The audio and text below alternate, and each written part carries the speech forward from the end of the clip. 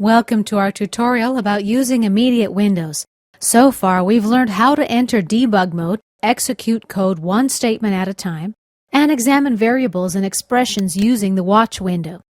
In this tutorial, we're going to learn how to interact with the program by changing values of the variables using what's called the intermediate window.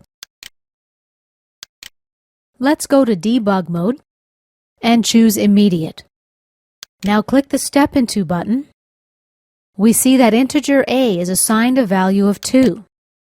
Let's go back to our immediate window and type integer a equals 4, let's say, and enter.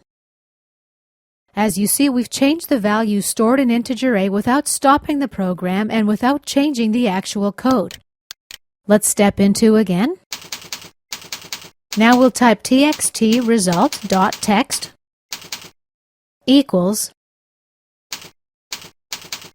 my result, enter. And let's fix my spelling mistake. The line is copied over automatically. If I press enter again, the copied line is executed with the same results. Let's right-click, copy, right-click and paste. And we'll make some additional changes here. When I press enter, the line is executed. Now when I put the cursor here and press enter, the line after which I placed the cursor is executed. If I press enter again, you see that the value stored in the text property of text box result is now changed. Let's execute a couple more steps. Currently, the value stored in the text property of txt result is yes.